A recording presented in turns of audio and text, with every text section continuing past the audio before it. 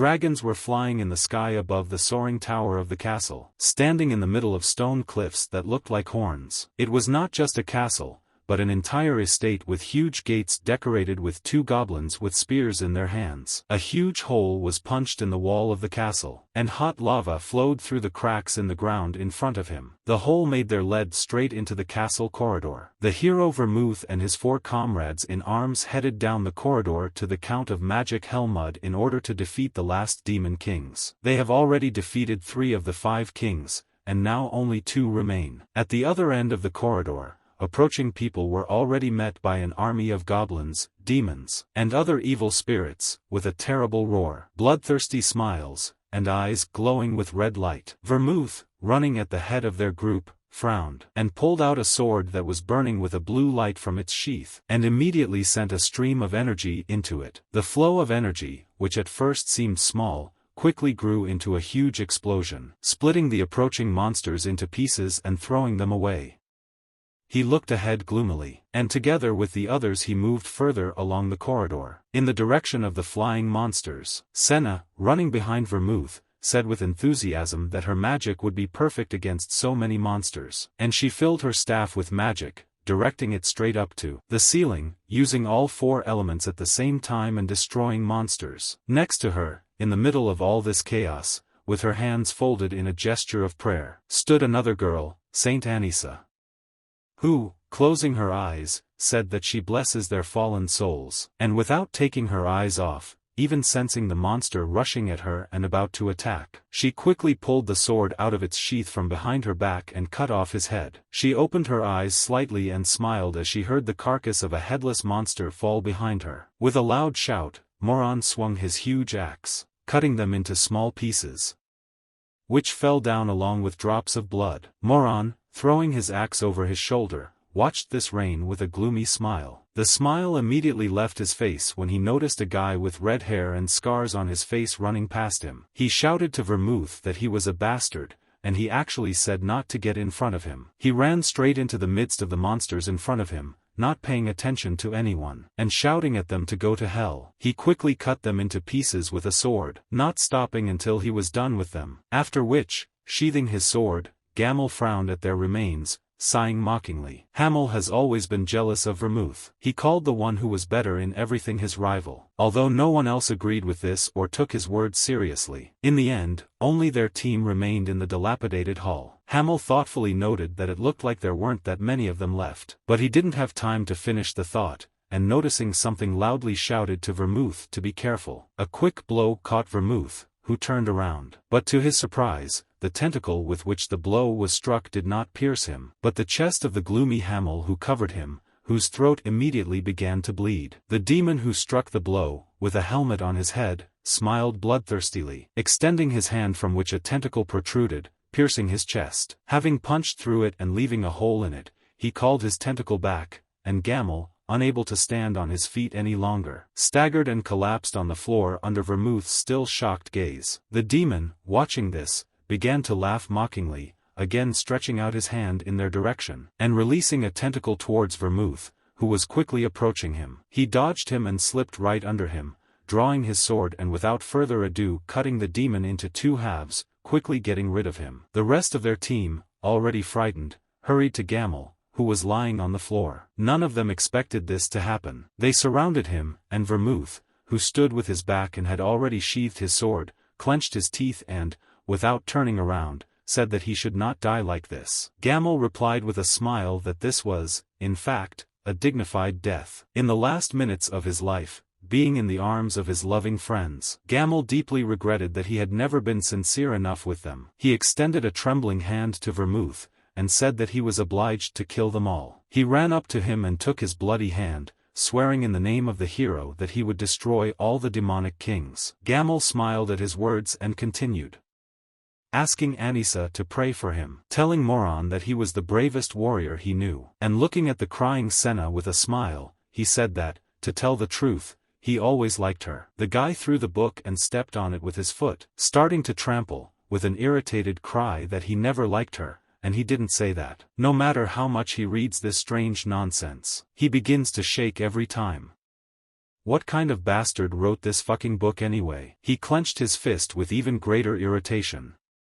And he continued that if he found out who the author of this book was, he would beat the crap out of him. The boy raised the book to eye level, saying that, moreover, everyone was given such cool nicknames.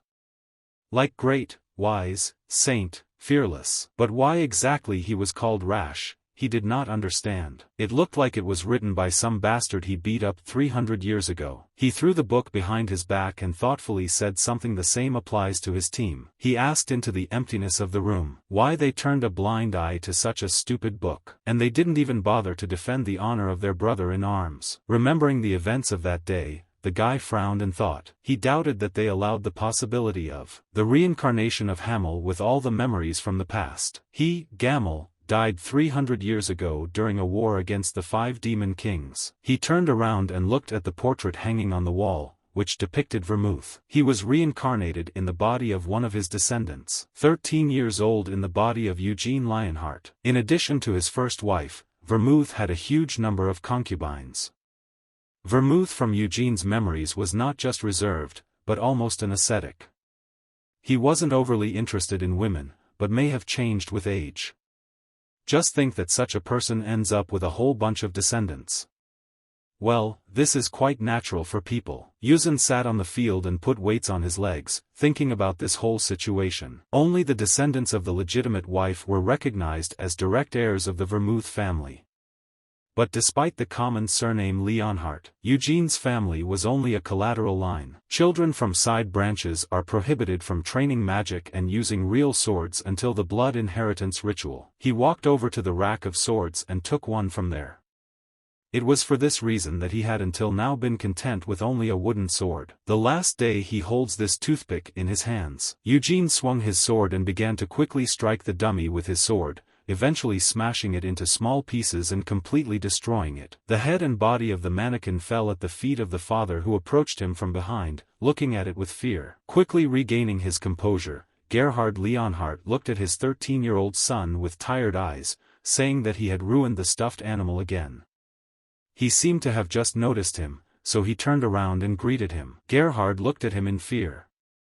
He noticed that his son's physique had become stronger, and it was difficult to believe that he was only 13.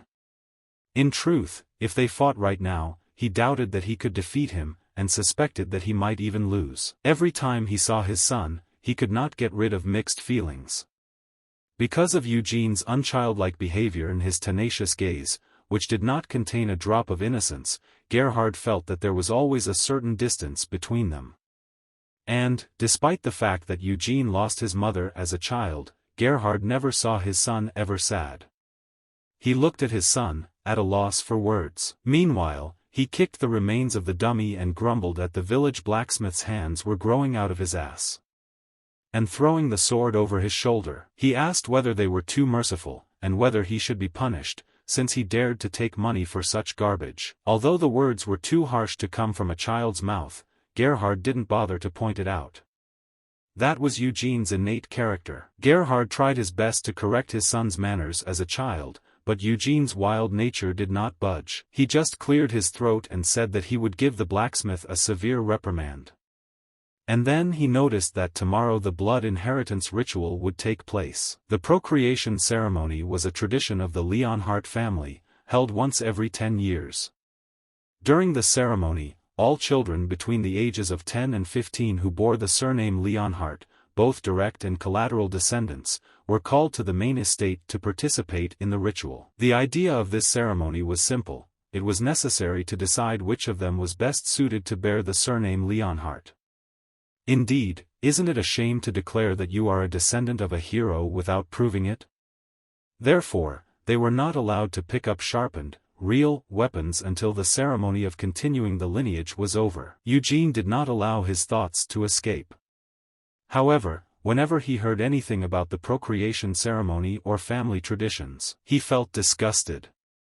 The sole purpose of this family tradition was to suppress the collateral descendants. Byproduct children were not allowed to own real weapons until after the procreation ceremony.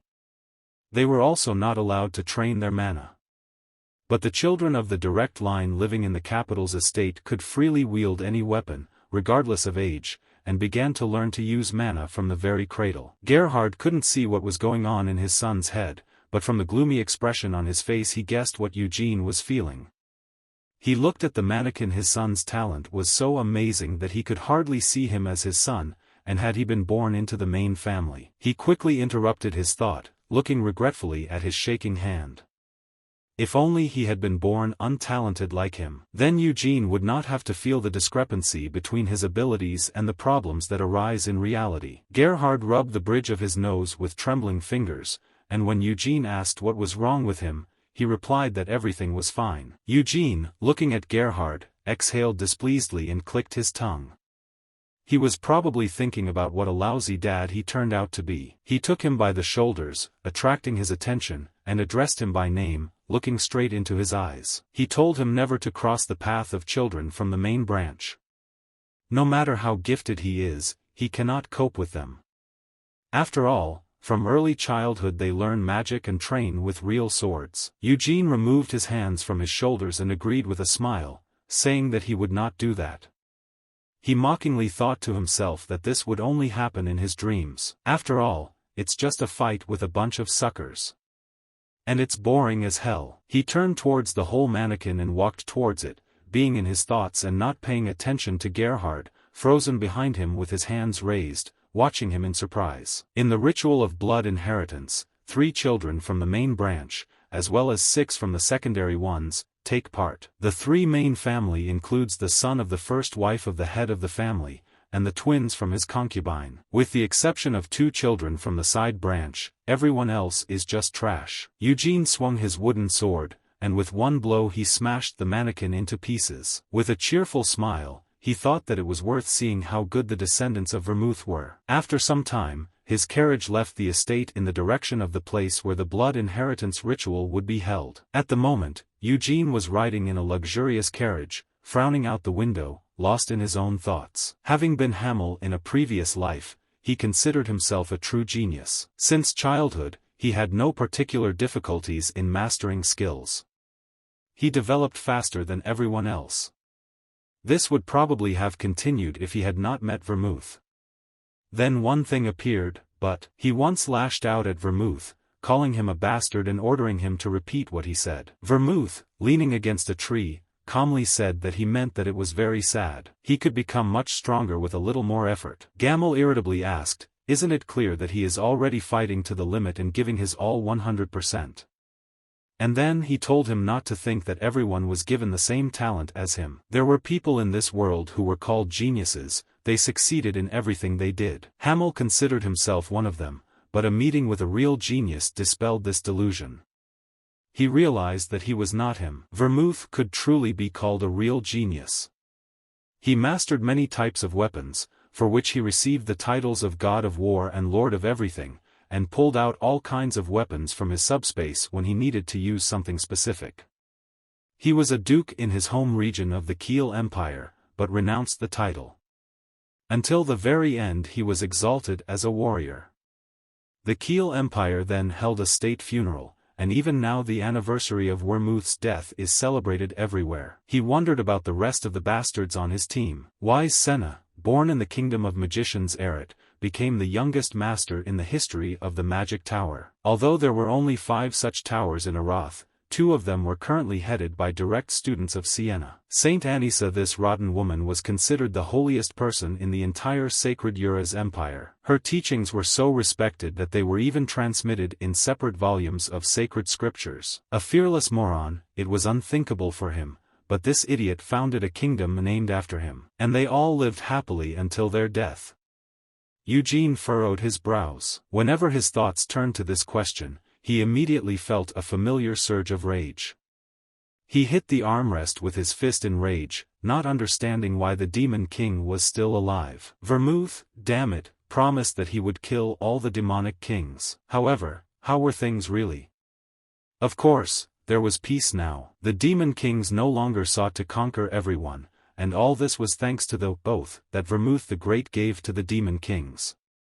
He died in the demonic castle of imprisonment, and immediately after his death, this blonde bastard made a contract with the Demon King. Thanks to this agreement, the war with demons came to an end, and even after 3,000 years, peace reigns in their region. Meanwhile, the carriage continued to move along the earthen road. Eugene looked up when he heard a voice say to him that he must be nervous. Opposite him sat a middle-aged man with a bushy mustache and smiled. He continued by saying that upon arrival he would have a very difficult time, since he began to worry while still in the carriage. And although these words sounded like advice, there was not a trace of concern in them. Eugene still, with a smile, thanked the man, whose name was Lord Gordon, for the instruction. Lord Gordon, not paying attention to his words, continued speaking. That they are already in the possession of the main house of Lionheart. He theatrically put his hands forward, as if consoling, and shook his head, saying that this did not mean that they would have to leave soon. It's still a long way to the estate. This behavior of his angered Eugene. He didn't understand why the hell he was getting fucked like that. But he only asked out loud whether it was too problematic to manage such a vast territory. Gordon instructively replied that there were several portals in the area, so everything was fine. Ignoring the dialogue in his head about why, he then rides in the shitty carriage, assuming the answer was that it was because they didn't even bother to give Master Eugene permission to use the gate. Eugene continued to smile sweetly. As Gordon said, the carriage, after spending some more time on the road, stopped. Opening the door on his side and going down, Gordon walked over and opened the door for Eugene, and then bowed his head and greeted him politely. The mansion was visible through the wide open gates.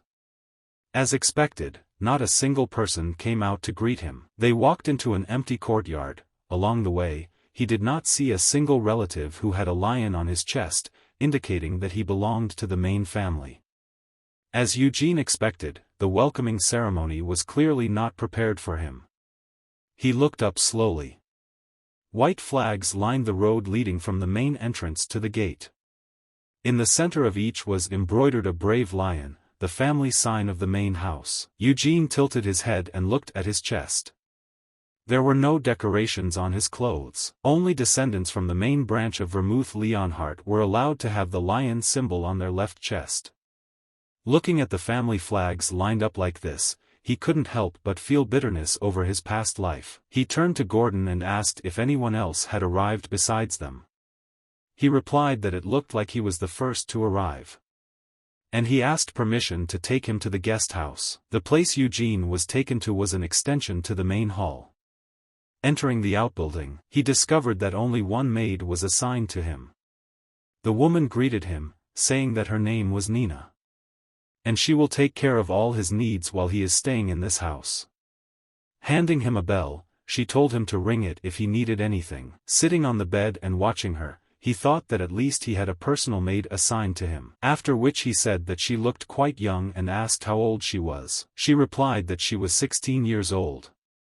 And she just recently graduated. Eugene smiled and thought it was even funny. He was given an incompetent servant. In case the inexperienced servant creates any problems, they hope to simply shift the blame onto him.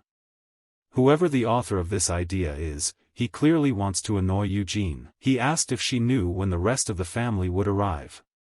The girl replied that they would arrive within the next 4 days. Eugene snorted in response.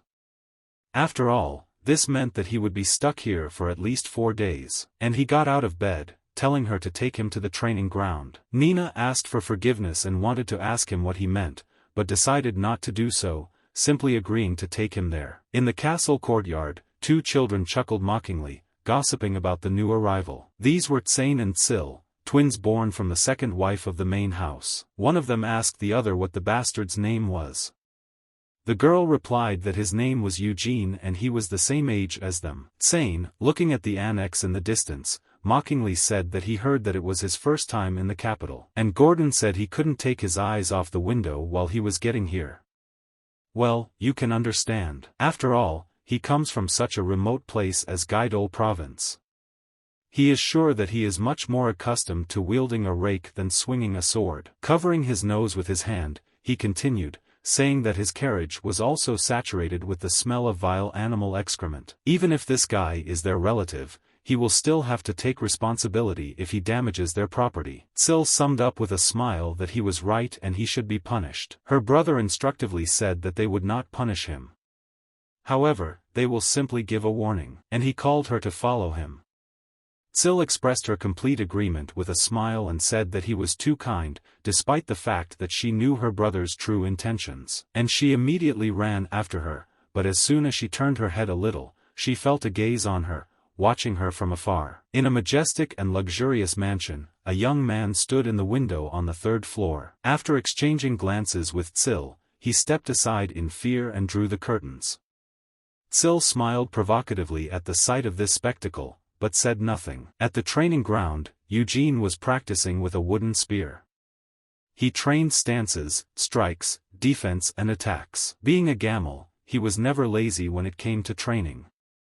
Even when he traveled with Vermouth and other companions, he never missed an opportunity to train, unless there was absolutely no opportunity. But in this life he must try much harder. No matter how much he tormented his body, he was never bothered by illness. And most of the wounds healed literally within a day. Eugene realized that he was putting much more strain on his body than in his previous life. He wasn't sure if the body he was reborn with was superior to Vermouth's own body, but it was still beyond his expectations.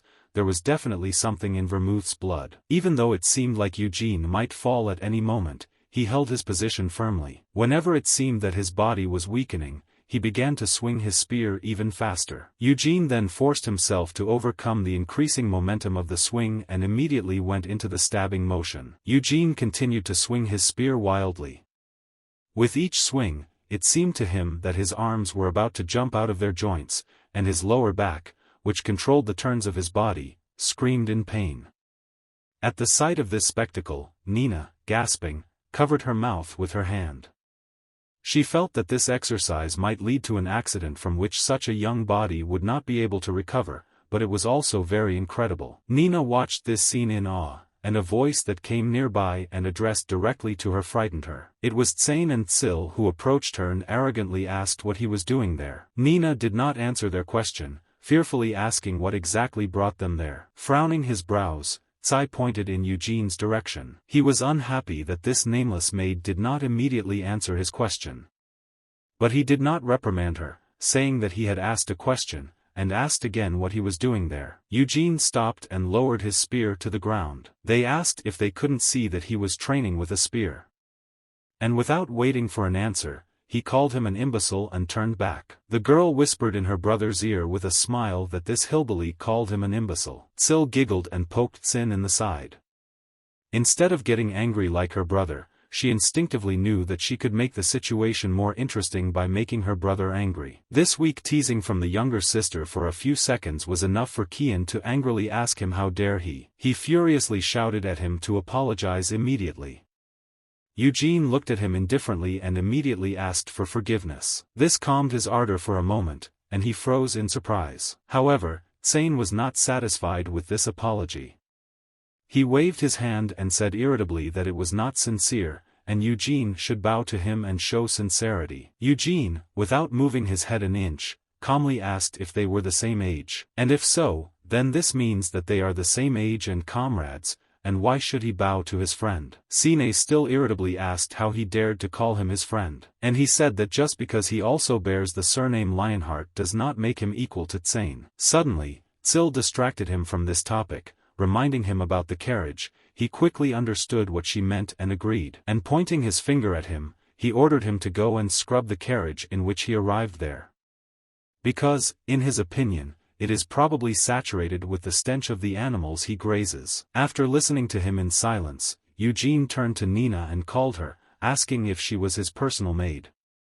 She instantly responded and agreed with these words, after which, he ordered her to go and clean the carriage in which he arrived. Nina could not understand why Eugene was giving her this task under the circumstances. Eugene's behavior showed open disregard for Kian's orders. Therefore, in fear, she alternately looked at the twins and then at Eugene, trying to say something. Tsane completely lost his temper and yelled at him, saying that he was the one who told him to wash the carriage, and asking how he dares to shift responsibilities to a servant when he personally gave him the order.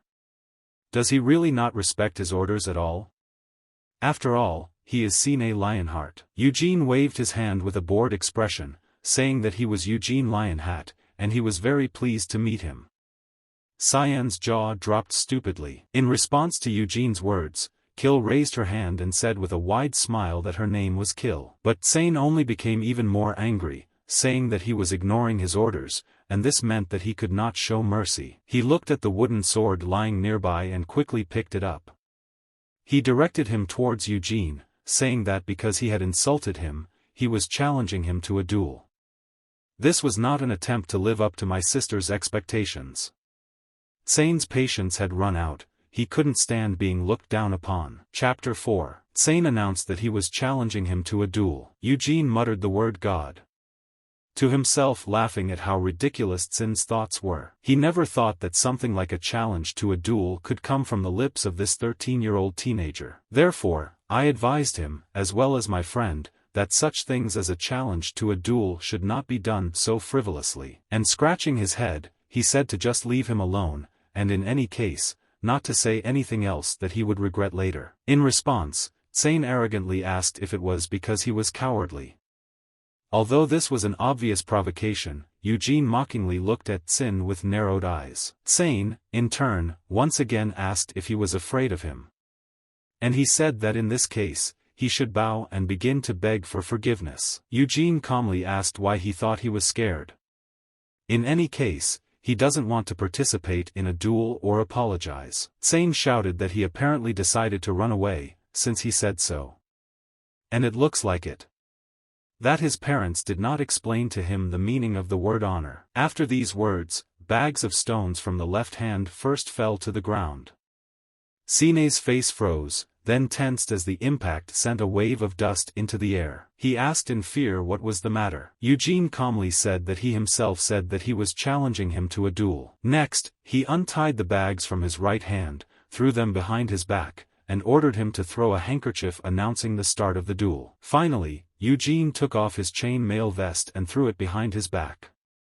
It flew quite a long distance and then fell to the ground with a loud crash. Seeing this scene, Zane's jaw dropped. Sil enjoyed the spectacle as if she were just a bystander, but now she, too, was afraid. Zane looked at him in fear, this bastard trained all the time with such heavy bags. It seemed to him that he just wanted to show off. Eugene sat down and began to untie the sandbags from the spear. Zane watched with wide eyes when he felt his sister's impatient gaze on him. Zane was the first to talk about the duel. He pestered Eugene, despite his protests, and finally doubted his honor. Considering all this, Cine could not retreat after coming this far. If Cyan remains silent and retreats at such a moment, then it will become clear that his sister will laugh at him not only for a few days, but for an eternity. With thoughts that he needed to defend his honor, Cyn took out a handkerchief from his bosom and threw it towards Eugene, exclaiming that he was challenging him to a duel. The handkerchief fluttered and fell before Eugene's eyes. This happened just at the moment when he was untying the last bag from the spear. Saying that the challenge had been accepted, he rose to his feet. Stunned, Kill looked in surprise as the tip of the spear slammed into Cyan's stomach. It was an ordinary training spear, just a wooden stick without a tip. However, one side was sharpened, so if it was moved correctly, even if it couldn't pierce the flesh, it would certainly cause a lot of pain. Cyan flew away screaming and rolled on the ground. Eugene said in a bored voice that he had won, lowering his spear.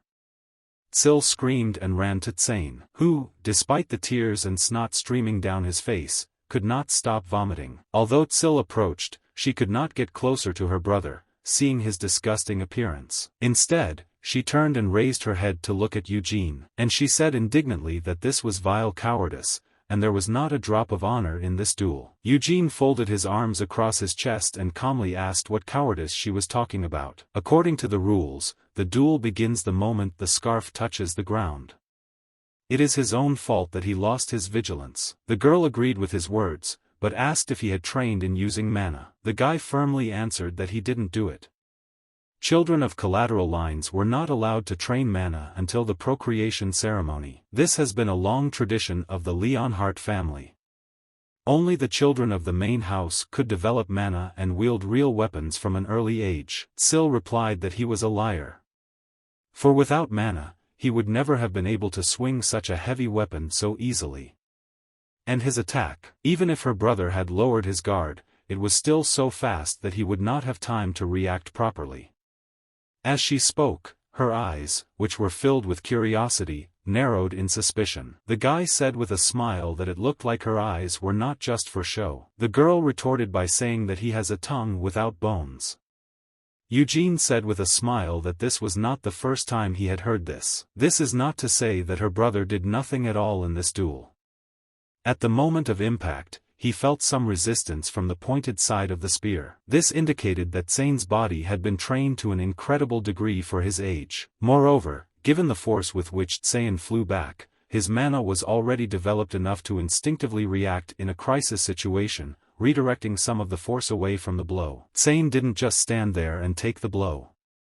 Instead, at the moment of impact, Tsain instinctively tried to jump back. This meant that he, a child with no practical combat experience, was instinctively reacting to avoid the impending danger. And to himself, Eugene thought that for a child, he had great potential. But he is too far from being called a descendant of Vermouth. Kian had finally recovered enough to speak, but was still shaking, unable to stand upright. He tried to say that he dared, but he couldn't finish the sentence, and taking a deep breath, he raised his head and looked at Eugene. Everything was double in his vision, and with every movement it became painful, as if his stomach had been really pierced through. There was also a fishy and putrid taste in the mouth. Despite this, he simply called him a coward. Eugene grinned at Tsin and said that it was probably because they were twins that they both talked nonsense at the same time. And he came closer to the frightened Tsain. He said with a smile that if he considered himself a worthy descendant of the Lionheart family, then he should accept defeat with honor. The pent-up anger and regret that had accumulated in Tsina poured out into tears. Of course, Eugene felt no compassion at the sight of such a spectacle. After all, wasn't this degenerate the one who showed disrespect first? He began to think that it might not be in his best interests to get involved with this 13-year-old youth. Eugene finally began to worry about the consequences of his action. From the very beginning, he was openly persecuted and disrespected, but now that he has brought the child of the main family to such a state, it is unlikely that they will simply turn a blind eye to this. While Eugene was thinking about this and that, Kian was desperately trying to hold back his tears. Although he didn't want to look worse, he still didn't want to admit defeat. Suddenly, a cry was heard from afar, calling for the young master. The speaker quickly shortened the distance. The man who entered the gym was of strong build and dressed in uniform. He did not have the Leonhardt family mark on his chest. He called Tsain young master. If you put everything together, then this person should have been a knight in the service of the main family. However, once his strength was recognized, he looked impressive. Tsain began to cry, shouting the man's name and stretching out his hand to him. Hazard walked over to him and took out a handkerchief, wiping his face. Tsai, still sobbing, explained that he lost to a hillbilly like him. He challenged him to a duel and eventually lost. Hazard looked at Tsain with regret, and then looked sternly at Eugene. Then he crouched down and picked up Tsain, moving him to a safer position. And nodded, saying that he had not introduced himself, therefore, he asks for forgiveness for this. His name is Hazard, and he is in charge of training the young master. Eugene introduced himself in response without bowing his head, saying that his name was Eugene Leonhardt from Gaidol province. Hazard said with surprise that, as far as he knew, Mr. Gerard's family was located in Gaidol. Eugene agreed, saying that it was true and Gerard was his father. Hazard asked him what he thought happened there. Eugene calmly said that Tsai challenged him to a duel and also insulted his father. Tsain protested, saying that he did not do it. Eugene continued, clarifying that he said that his father did not teach him manners and honor, after which, he called him a coward. This means that he insulted not only him, but also his father. And he asked Sir Hazard if he did not think that this reason was not enough to accept the duel. Sir Hazard felt a strong sense of inadequacy. In front of him stood a boy about the same age as Ching and Kill, but Eugene showed no emotion, his tone was completely calm. He belatedly and thoughtfully replied that this was quite reasonable. And then he turned to Tsain and led him to the exit, offering to take care of his wounds first.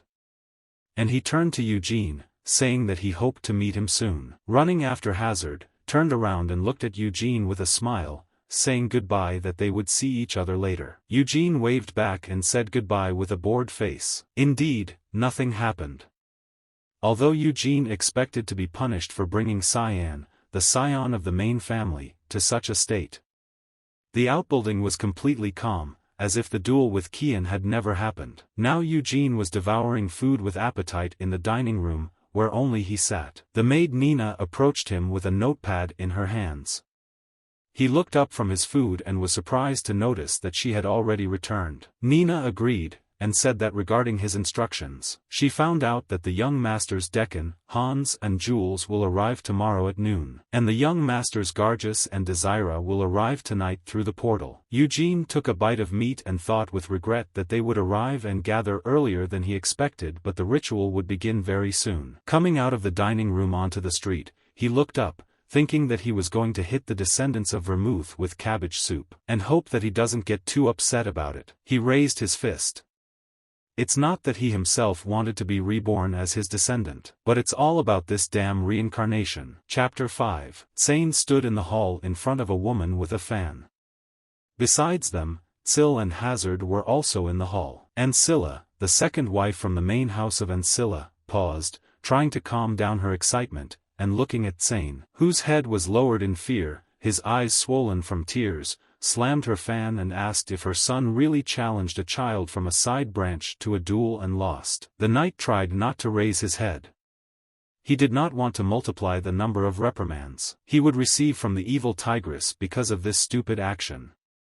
So I simply answered that it was so. She looked at her son in disbelief. He just stood there, snoring and with his eyes downcast. Ancilla, with a cold smile, told him to come to her. Cyan's shoulders shook, as did his entire body. Nevertheless, albeit with hesitant steps, he walked forward until he stood in front of Ancilla. She sharply poked the fan right into Tsane's chest. He pressed himself into the solar plexus, despite the fact that the pain had not yet subsided. He bent over in pain and said that it hurt him. But his mother continued to question whether he had really been defeated with just one blow. And he ordered me to stand still. Just as he was about to take a step back, his body tensed. And Ancilla, using all her strength, pressed on his solar plexus without hesitation. Every time she did this, Sine was forced to grit his teeth to hold back his scream. Ancilla turned to Hazard, asking if the boy really had not mastered magic. Without raising his head, replied that he had no doubt about it. The son of Mr. Gerard, the young master Eugene, did not possess magic. Ancilla tried to remember his name. It didn't come up right away, implying that she had already classified it as not worth remembering. This meant that he must definitely be from Guidol province. She recalled that Gerard was the name of some renegade of the family who did not even have an official title and was buried in the countryside. He belonged to a collateral line that split off from the main family hundreds of years ago, and to this day, none of the members of that family had achieved the slightest success. Then she turned to Tsil, asking how her brother lost. She readily replied that immediately after the duel began, Eugene hit him with a spear. He took her brother by surprise. He tried to jerk back, but the spear was faster. Ancilla concluded that the duel was ended with just one blow. All this happened just an hour ago, not so long ago that it was difficult to remember. When Tsil answered Ancilla's question, Tsane's body trembled with excitement. He tried to raise his head and justify himself, but he immediately received a strong slap in the face from an angry woman. She shouted that he challenged him to a duel in front of these nonentities and lost to a child who doesn't even know magic. His father will arrive very soon to attend the blood inheritance ceremony. How will she even look him in the face after this? He can even imagine how that scum Theonis will mock her. Tsane, holding his cheek, barely holding back tears, looking at the woman trembling with anger, repeated over and over again that he was very sorry. No longer paying attention to him, Ancilla shouted for Hazard. Hazard's head was still hung low and his shoulders shook as he answered that he was there. She said gloomily that if she had the opportunity, she would finish him off right now. But alas, he is a knight recognized by her husband. Therefore, she orders him to train Tsane so that he will no longer disgrace her. Having said this, she ordered Tsane to be taken away. Hazard nodded and complied, taking him by the shoulders and leading him out of the hall.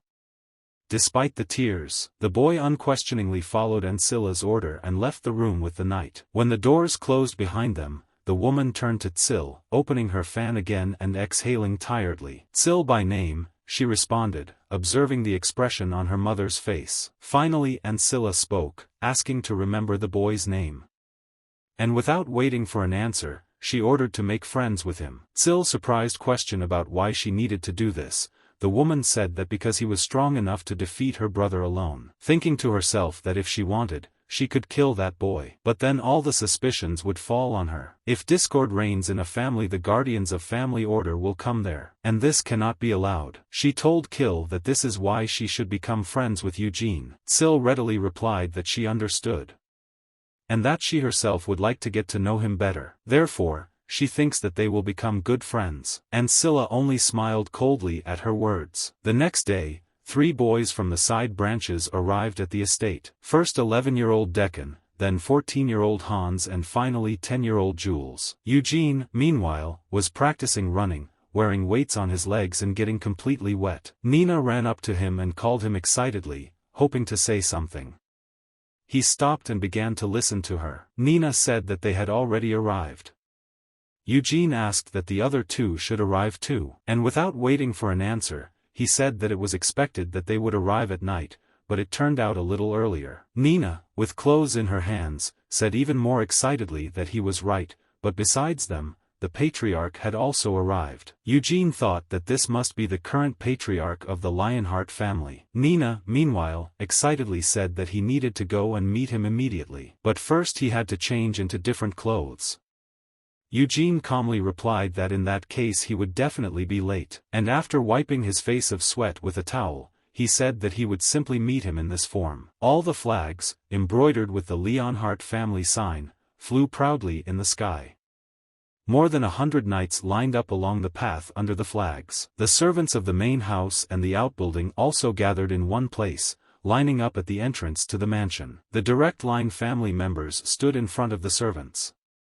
Adjusting her outfit, Seal stood to the left of Ancilla, and to her right stood Kian, his face still pale. Despite the fact that power over the estate had left her hands, Tanis stood several steps ahead of Ancilla. This was required by her higher position as the official first wife. However, despite the fact that she had to meet her husband, who had returned after several years, she was relatively calm. Eugene looked at the boy standing next to Tanis. Although the face was quite handsome, the eyes looked dull for his age and his shoulders were hunched. It was Lord Leonhardt, eldest son of the main family and first in the line of succession. A man on a huge black horse quickly rode in ahead of 2 carriages. There were no loud screams or cheers. Instead, the knights greeted their master in harmonious silence as he returned after so many years. It was Gillard Lionheart. Behind him must have been his younger brother Kion. The patriarch of the Leonhardt family, Gillard, had 2 younger brothers. The second brother, Guilford, was already married, but had not yet moved from the main estate. The third brother, Kion, decided not to marry and instead followed Gillard on his educational journey. And then he returned with him only 3 years later. Tanisa reproached Gillard, who was descending from his horse, saying that it would be better if he told them about his arrival. Gillard calmly replied that he was the patriarch and was returning home, why should he inform them? Approaching Laud, who was standing with his head bowed, and patting him on the head, he said that he had grown a lot, and he hoped that his skills would be the same. Edward hesitated, avoiding meeting his gaze, and mumbled that he was trying to meet his father's expectations. Gillard looked at his eldest son gloomily for a few moments, then turned his head. And with a smile he turned to Tsane and Silly, saying that he did not recognize them, because children grow up quite quickly. They replied with bright smiles that they missed him. At this point, Gillard smiled brightly and nodded approvingly. And then he turned towards Guilford and said that he had heard that his son was born, and he was very sorry that he could not be there at such a significant moment. His brother Guilford quickly replied that there was no need to apologize. Next to him was his wife, clutching the soundly sleeping baby. His sparkling gaze swept over the children from the sidelines. The children immediately straightened up, swallowing their fear. Eugene had no intention of following suit. It was as if he asked the void if they were children of a side branch. And then with a smile he said that first they would enjoy a meal at the same table. And then they will move on to discussing the ritual of blood inheritance. Chapter 6. Everyone gathered around the long rectangular dining table. All the children from the sidelines began to sit down at one end, and the patriarch's family is opposite them, on the other side. Desiree and Gargus were sitting in the two carriages that arrived through the portal with Gillard. They looked like they came from the most respected branches, but Eugene didn't know for sure, as well as what kind of smiling dick sits at the table on the side of the patriarch's family. It seemed to him that only the patriarch and the children taking part in the ritual should sit at the table. Kill asked her father in surprise who his guest was. Meeting Eugene's gaze, Kill turned to look at the man sitting next to Laud. She could see that Eugene was constantly looking at that person, but that was not the only reason for her question. After all, Kill was also curious to know who this unknown man was. Gilliard hesitated, saying he planned to introduce it a little later. However, the man stood up from his chair with a smile and said that there was nothing wrong with it. Eugene lifted his cup of tea to take a sip as he listened to the man's story. He was so hungry that he couldn't help himself. He wanted at least something to fill his mouth. He introduced himself with a smile, saying that he was glad to meet them. His name is Roberian and he came from the Red Tower that is located in the Kingdom of Arath. All the children at the table seemed amazed by this information, and Laud, stuttering with a shocked expression on his face, said that he must be the chief magician of the Red Tower. Eugene, accidentally inhaling steam from hot tea, spat it out loudly and coughed. Having no stomach problems, although he ate too much meat every morning, he actually choked on his tea. His throat burned. Eugene coughed furiously, pounding his chest. When asked anxiously if he was okay, Eugene cleared his throat that he was okay, thinking to himself that since he is the master of the Red Tower, that means he is a student of Senna, and to be more precise, he is a third-generation student. 300 years ago, Senna became the youngest master of green magical power in the entire history of the Kingdom of Eret. It is quite logical that 300 years ago Senna became the youngest sorceress of the Green Tower in the entire history of Eret. Therefore, countless wizards made their way to the Green Tower, hoping to become students of Senna herself. In addition, she accomplished many more feats during her tenure as the main sorceress. She went through all the usual magical texts of Eret, corrected the errors and rewrote them again. Moreover, she did not hide anything when teaching students of other towers, and even her colleagues, the main wizards of other towers, received her instructions. By the end of her tenure, all the wizards Senna taught held high positions in their towers. Her teachings reached their days, and two famous wizards, who considered themselves students of Senna, became the main wizards of the Red and Green Towers. He could not have imagined that he would so soon stumble upon someone else associated with his old companions. Suddenly, Gilliard spoke, asking if his name was Eugene, and in response to his surprised expression, he said that Theonis told him that his son had insulted his honor and the honor of his father. Hearing these words, Sine began to bite his lower lip furiously. Eugene straightened his back and firmly said that this was true, but he did not hold any grudge against him. Gillard asked if it was because he beat him in a duel. Eugene replied that the outcome of the duel had no effect on this. If he had been unable to defend his own honor, the blame would have rested solely with him. Gillard said with a grin that he was much smarter than his son. And then he turned again to the frightened Sane, who immediately answered. And he said that he was not ashamed of his defeat. However, he is more ashamed of the fact that, having made him embarrassed, he did not realize what he should do next. Sane was frightenedly silent, lowering his head, unable to answer anything. Gillard continued that the duel was purely his initiative. But even after losing, he didn't have the courage to apologize to him. Sine tried to object, but Gillard interrupted him, sternly saying that he is the son of the Lionheart family, and the Great Vermouth is his ancestor. And if he dares to call himself a member of their family, then he must have respect not only for himself, but also for those around him. Sin looked at Eugene and embarrassedly said that he was sorry. He cried not because he was sorry, but because he felt that he was unfairly apologizing. And although Eugene understood him immediately, he did not point it out, since he did not expect sincere regret from Kian. Gillard also sensed his son's apparent reluctance. However, if he focused on this here, their conversation would take too long. So he changed the subject, asking Eugene about his father and saying that he was sorry he didn't know him personally. Eugene replied that it was quite natural.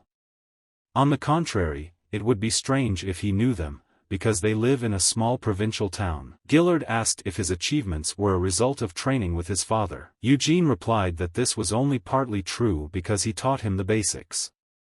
But overall, it was independent training. Garhit and Desra looked at Eugene in amazement. They could not understand how he alone achieved such a result and was able to defeat Sane. Gillard said with a smile that it looked like the inheritance ceremony would be quite interesting this time. The main door opened and food began to arrive from the kitchen.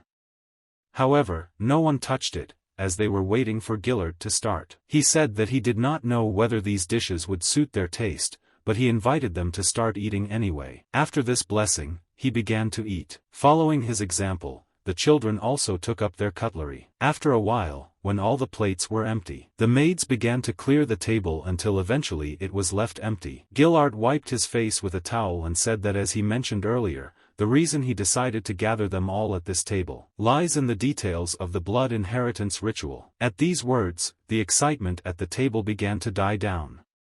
Everyone began to listen carefully to what he was saying. Giljad continued, his gaze sweeping over the audience. The order is determined by Patriarch Leonhardt. He also performed the last procreation ceremony. Only children of collateral bloodlines participated in the final ceremony. Although this may seem ridiculous on his part, he believes that the tradition of the procreation ceremony is too discriminatory. The entire process is tailored to the master branch. Children from side branches are not allowed to train with weapons or practice magic before the ritual. Under such conditions, children from side branches have less chance than those from the main branch. 3 of his children will also participate this year. However, he believes that it would be unfair to watch only his children. It would be much fairer to watch everyone who bears the name Lionheart. The purpose of the blood inheritance ritual is to identify a worthy heir to the Great Vermouth, and it doesn't matter whether he is a child of the main branch or a secondary branch. Eugene thought that Vermouth's descendant was a much kinder person than himself. Gilead turned his head to the side and said that this is why he decided to ask someone from the outside for help. The golden-haired man stood up with a smile and said that this is what he was there for. And then, without further ado, he snapped his fingers. The mana gathered between his palms like mist and then formed the image of a giant labyrinth looming over the dining table, right in front of the shocked children. He said that this year the ritual will take place in the labyrinth he created. They will enter it through different entrances. The main goal is to defeat the boss, who is holed up in the very center of the labyrinth. Of course, along the way they will encounter traps and monsters. He pointed his finger at one of them. However, everything they see inside is just an illusion. And what is happening there is not reality. His smile widened and he picked up the figurine with his fingers and then crushed it, saying that his illusions felt very real. Eugene smiled and thought about his words. So, he said that in this project, in addition to summoning magic, advanced subconscious manipulation magic would also be involved. No wonder he is called the Tower Master. The magician, meanwhile, continued to explain that if one of them defeats the boss, then the test will end immediately. At the end of the ritual, each of them will receive their points, depending on their achievements. Hansen asked what would happen if they couldn't get out of the maze. The magician replied that they had every right not to go there if they were scared, and just wait at the entrance. And he added that in this case, they would not get good points. Eugene asked what they would get if they beat the boss. Gillard smiled as if he had been expecting this exact question all along, and replied that he would then allow them to choose one item from the underground treasure vault of the main house. Eugene smiled brightly and nodded his head, exclaiming in childish delight that it sounded very cool. Eugene walked down the corridor with his hands in his pockets, smiling as he considered the information he had received. It won't be difficult for him to win. Now, the biggest problem for him is choosing an item from the treasury. Turning his head, he noticed in front of him 2 children from a side branch, who stood there with stern faces, and apparently were waiting for him. Chapter 7. Garjit, who had folded his arms across his chest, turned to ask Eugene a question. And asked if he was really able to defeat Sane Lionheart. Eugene calmly replied that it was so. And then he asked if they had finished with their questions, and did not wait for an answer. He walked between them, and they turned, looking after him with confusion. and they were left bewildered when they saw that he headed to the gym, and not to the outbuilding. He decided to practice with the sword outdoors, so now he was practicing various strikes and attacks. Suddenly, he noticed that Garget and Desra were watching him from afar, holding spears in their hands. He stopped and looked at them in bewilderment, not understanding why they had come there in the first place. Then, having come to some conclusion, Garget began to approach him. Eugene watched silently. Without hesitation, Garget pulled off his t-shirt and threw it aside. His body showed incredibly pumped muscles for a 14-year-old teenager. Moreover, his entire body was covered with small scars. Without saying a word, Eugene continued to watch. Garget took a deep breath and puffed out his chest, showing off his broad muscles and quivering abs. Eugene was shocked and tried to understand what this imbecile was up to. He tensed his pectoral muscles even more and said that he could touch them if he wanted. Eugene replied that he would probably refrain from such a proposal. With a proud expression on his face, he once again tensed his pumped-up muscles, saying that their sect has a secret potion for building muscles. This potion accelerates muscle growth, depending on the intensity of training. However, it does not cause the production of mana in the human body. And he doesn't even have quirks. So he wonders if he's interested. Eugene asked in surprise whether he had decided to inject him with his potion, and sent the effects of it to his ass. Desra, who approached them, said that the potion has side effects, such as the fact that you can grow a beard, regardless of gender. And then she turned to Eugene, saying that she had heard that in the battle with Tsane, he used a spear.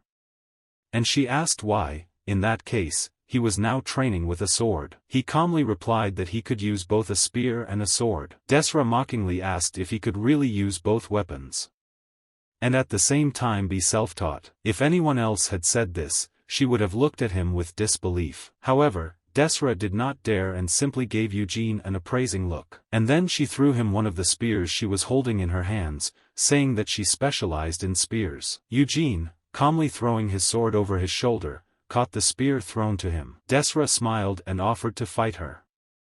Eugene thought about it. In general, he thought that it would be easier to deal with her than with this homadrill. And also, he wonders how strong people from high-ranking branches are.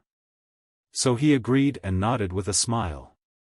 He liked Desra, who calmly asked for sparring, more than Garget, who constantly talked about his muscles. Soon the two children stood opposite each other, holding their spears at the ready. Garget stood in the center, still half naked. When Eugene asked what he was doing, he replied that he would be the judge in this sparring, so that he would be honest and raise his hands up. Eugene didn't want to see another man's armpits.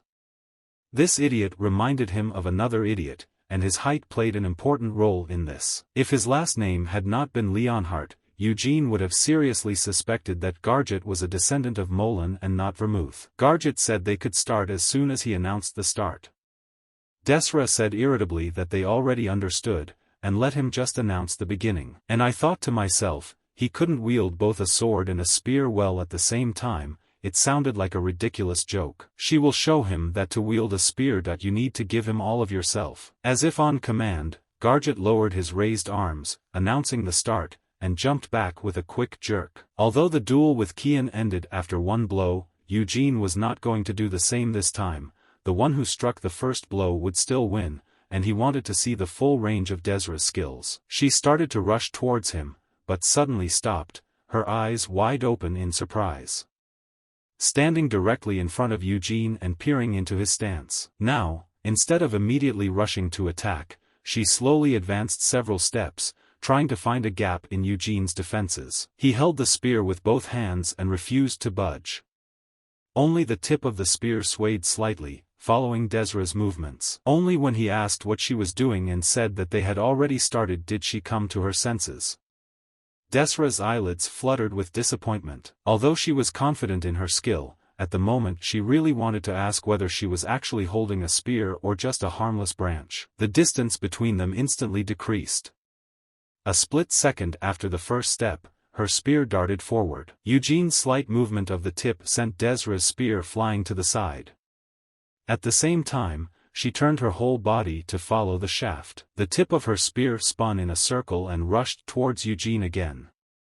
However, the result was the same as before. When her second attack was repulsed, Desra blinked. She bit her lip and tensed her arms, throwing punches. Lunge, retreat and lunge again. Each movement produced the muffled sound of their wooden weapons colliding. Each of her decisive and sharp blows was smoothly parried by Eugene. Eugene thought that actually, considering that she couldn't use mana, it was quite an impressive performance. Moreover, the potential for future growth was limitless given her youth. But this is all talk about the future. Now she was still not an opponent for him. And again he repelled her attack. And smiling, he mockingly apologized, saying that she seemed to have missed the mark. The girl was infuriated by this, shouting at him to shut up, and she began to think. He was able to parry her attacks without dodging, which means that he will pay for his arrogance. The spear shaft suddenly slipped into Desra's hands. She deliberately intercepted it to increase her attack range for the finishing blow. And again she quickly attacked him. He again repelled her attacks. And only when the attack fell on Eugene from above, he turned to the side. After a long parry, he dodged for the first time. Desra felt reassured by this fact. If only she could retreat for another attack. But the reality was not what Desra had imagined. At that moment, when her spear bent to the ground, and she thought that he would definitely not be able to dodge such a blow, Eugene stepped on him. And while she was unsuccessfully trying to get him, he pointed his spear at her. The spear stopped before it touched the tip of Desra's nose. She pursed her lips and looked at the tip and saw Eugene's grinning face. They stood in this position for some time. Desra struggled to pull out her spear, but no matter how hard she tried, it would not budge, even though Eugene only stepped on it with one foot. And it was not so much the inability to remove the spear, but the fact that Eugene did not even stagger, although she pulled with all her might, that convinced Desra of her defeat. Garget, who was standing nearby as a judge, put on a serious expression and announced that Eugene Lionheart had won.